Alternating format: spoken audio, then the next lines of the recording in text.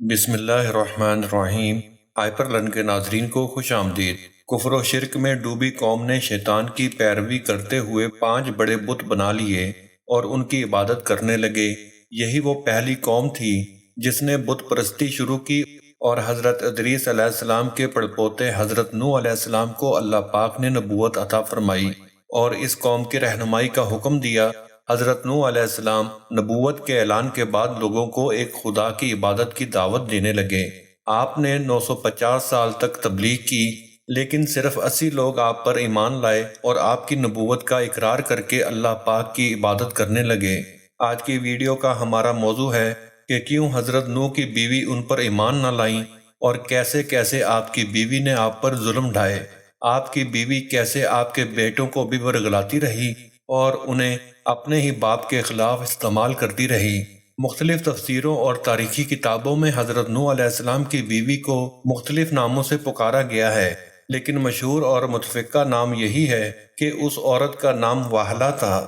یہ برسوں حضرت نوح علیہ السلام کے ساتھ رہیں اور اس سے حضرت نوح علیہ السلام کا ایک جوان بیٹا کنعان بھی تھا۔ اس کے علاوہ باقی 3 بیٹے حام، سام اور یاسف حضرت نوح علیہ السلام کی دوسری بیوی سے تھے جو کہ ایمان لے آئی تھی، لیکن واہلہ اور اس کے بیٹے کنعان نے حضرت نوح علیہ السلام کی رسالت کو نہ مانا اور آپ کو ساری زندگی اذیتیں دیتی رہی۔ جب حضرت نوح علیہ السلام نے اعلان نبوت فرمایا تو قوم کے لوگوں نے ان دونوں بیویوں کے رشتہ داروں کو اکٹھا کر لیا اور حضرت نوح علیہ السلام کے گھر بھیج دیا کہ وہ اس نئے دین کی دعوت دینا بند کر دیں، نہیں تو پوری قوم مل کر نوح کے گھر کا گھیراؤ کر لے گی۔ روایتیں ملتی ہیں کہ جیسے ہی اپنے رشتہ داروں کو واہلہ نے دیکھا تو اعلان کر دیا کہ میں اور میرا بیٹا کنعان نوح کی کبھی بھی پیروی نہیں کریں گے، اور واہلہ نے اپنی قوم سے وعدہ کیا کہ نوح کو اس نئے دین کی تبلیغ سے ضرور روک لے گی۔ خیر، واہلہ نے زبردست مہم چلائی اور ہر محاذ پر اپنے شوہر کی مخالفت کی، لیکن حضرت نوح علیہ السلام تبلیغ حق کرتے رہے، یہاں تک کہ ایک دن قوم کے لوگوں نے گھر پر اس وقت حملہ کر دیا جب حضرت نوح علیہ السلام کے تینوں مومن بیٹے گھر پر نہ تھے، جبکہ کنعان اور واہلہ گھر میں موجود تھے، بلکہ یہ حملہ بھی واہلہ کی ہی سازش تھی۔ لوگوں نے حضرت نوح کو لہو لہان کر دیا اور بے پناہ ظلم کیا۔ واہلہ نے جب یہ دیکھا کہ یہ لوگ حضرت نوح علیہ السلام کی جان ہی لے لیں گے تو اس نے یہ کہہ کر روک دیا کہ اب سے میرے شوہر تبلیغ دین سے باز آ جائیں گے۔ مزید کہنے لگی، اے میری قوم کے لوگو، نوح تو دیوانے ہو گئے ہیں، تم انہیں مار مار کر اپنی مرضی کے مطابق نہیں بنا سکتے، تم انہیں مت مارو۔ یہ جو کچھ کہتے ہیں حالت دیوانگی میں کہتے ہیں، انہیں خود بھی نہیں معلوم کہ یہ کیا کہہ رہے ہیں۔ اس طرح لوگوں نے حضرت نوح علیہ السلام کو چھوڑ دیا۔ حضرت نوح علیہ السلام کو اپنی بیوی کی ان باتوں سے بہت تکلیف پہنچی۔ انہوں نے پہلی بار اللہ سے شکایت کی، خدایا، میں کافروں میں گھر گیا ہوں، اگر یہ لوگ مومن نہیں ہو سکتے تو ان کو تباہ و برباد کر دے۔ قوم نوح کا یہ حال ہو گیا کہ مرنے سے پہلے ہر بندہ اپنی اولاد کو نصیحت کرتا تھا کہ نوح دیوانے کی باتوں پر کان نہ دھرنا۔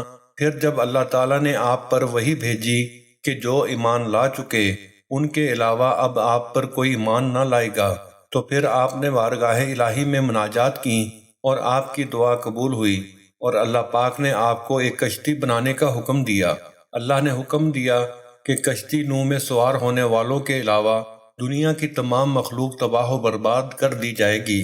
قرآن میں ارشاد باری تعالیٰ ہے، اور نوح کو وحی ہوئی کہ تمہاری قوم سے مسلمان نہ ہوں گے مگر جتنے ایمان لا چکے، تو غم نہ کھا اس پر جو وہ کرتے ہیں، اور کشتی بنا ہمارے سامنے اور ہمارے حکم سے، اور ظالموں کے بارے میں مجھ سے بات نہ کرنا، وہ ضرور ڈبوئے جائیں گے۔ اور نوح کشتی بناتا ہے اور جب اس کی قوم کے سردار اس پر گزرتے اس پر ہنستے ہیں، بولا، اگر تم ہم پر ہنستے ہو تو ایک وقت ہم تم پر ہنسیں گے جیسا تم ہنستے ہو، تو اب جان جاؤ گے کہ کس پہ آتا ہے وہ عذاب کہ اسے رسوا کرے، اور اترتا ہے وہ عذاب جو ہمیشہ رہے۔ آپ علیہ السلام نے اللہ کے حکم سے شہر کے باہر کشتی بنانے کا ارادہ کیا۔ ابھی طوفان نوح آنے میں 200 سال باقی تھے۔ آپ علیہ السلام کو کشتی بنانے کے لیے لکڑی کی ضرورت تھی، لہٰذا آپ نے لکڑی حاصل کرنے کی غرض سے ساگوان نامی کچھ درخت لگائے جن کی لکڑی بہت مضبوط ہوتی ہے۔ یہ درخت 100 سال میں تیار ہوئے۔ اس کے بعد آپ علیہ السلام نے ایمان لانے والوں کے ساتھ مل کر دنیا کی پہلی کشتی بنانے کا کام شروع کر دیا۔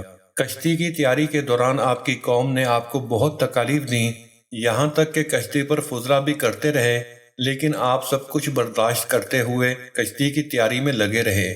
اپنی قوم کی طرح واحلہ بھی حضرت نوح علیہ السلام کو کشتی بنانے سے روکنا چاہتی تھی، اس لیے واحلہ روز رات کو اپنے بیٹے کنعان کے ساتھ آتی اور کشتی میں جگہ جگہ سوراخ کر جاتی۔ یہ اس کا روزانہ کا معمول بن چکا تھا۔ حضرت نوح علیہ السلام جب صبح کشتی کو دیکھتے تو بہت پریشان ہوتے۔ جب لوگوں سے پوچھتے تو لوگ کہتے ہیں کہ ہمیں تمہارے تختوں میں کوئی دلچسپی نہیں ہے۔ خیر، ایک دن حضرت نوح علیہ السلام نے سارا دن تختوں کو جوڑنے میں لگایا اور شام کو اللہ پاک سے دعا کی کہ اے میرے خدا، جو بھی آج رات میرے ان تختوں میں سوراخ کرے تو اس کے ہاتھ کو بے جان کر دے۔ صبح جب حضرت نوح علیہ السلام نے دیکھا کہ تختوں میں سوراخ ہیں تو آپ اپنی قوم میں سے بے جان ہاتھ والا شخص ڈھونڈنے لگے۔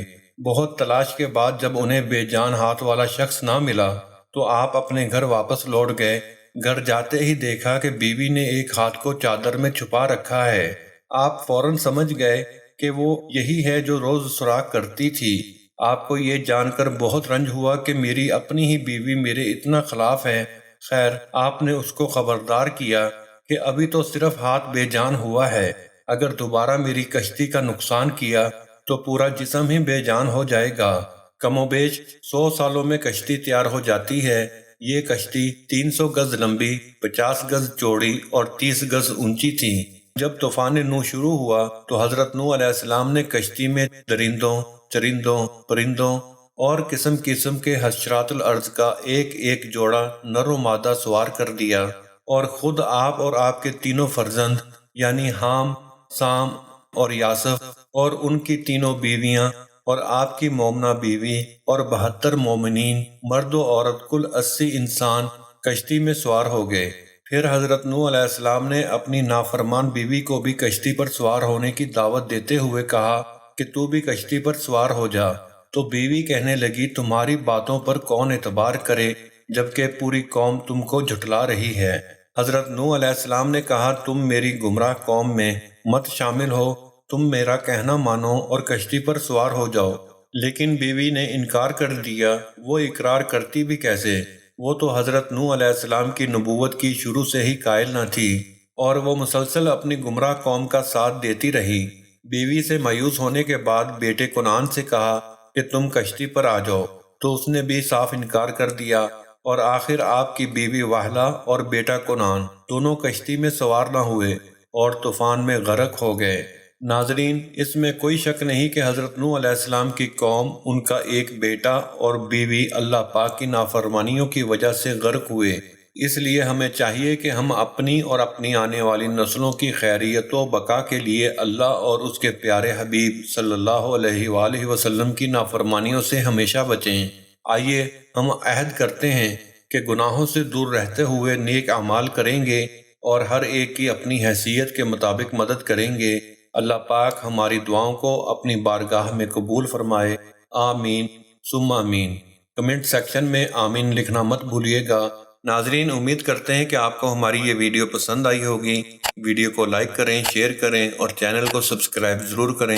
ملتے ہیں اپنی اگلی نئی ویڈیو میں۔ اپنا اور اپنے ساتھ والوں کا خیال رکھیے گا۔ اللہ حافظ۔